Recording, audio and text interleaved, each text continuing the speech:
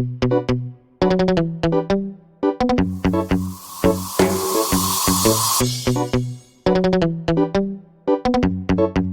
Fresh on the track.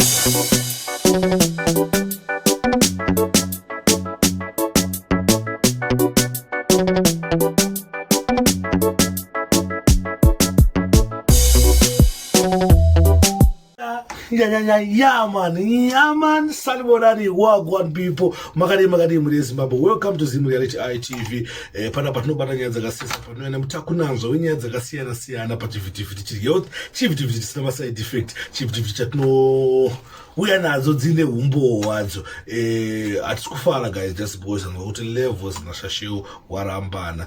Mubvunzwa levels akaupindura ega akaconfirm kuti sure tatase tarambana. Saka ndakuwadze video yacho mumamuzoti Sparks ndiye aitara kuti zoni levels na Shashl wakarambana. No, it's not DJ Sparks, but iye levels ndiye akati to sure zvinhu zvaita se zvadhakwa, but tungokurudzira isusu semageto youth semuri yeZimbabwe kuti maya kana pachinge paine zvikunetsa garai pasi mutaurirane mufambe nejeni yerudo. Ndizvo tichida isusu zvatakatarisira semuri yeZimbabwe. Saka right setapedza nguva yenyu yakawandisa.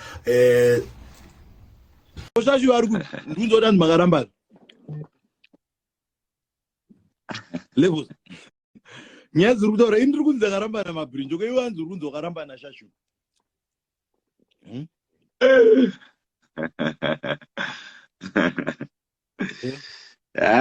Drauma. Uri kusekene Vanhu vanoita ndaramba. Ndoiri kufamba mumasitani makaramba.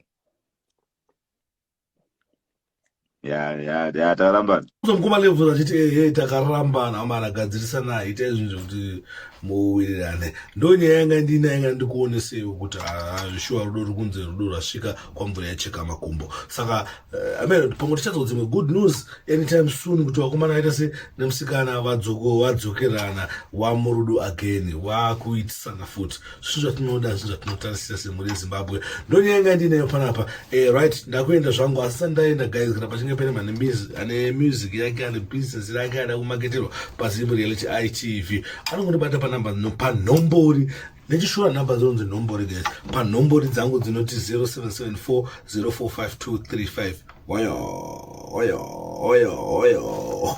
0774045235 ndidzo nombori dzinobatika DJ Sparks Zim.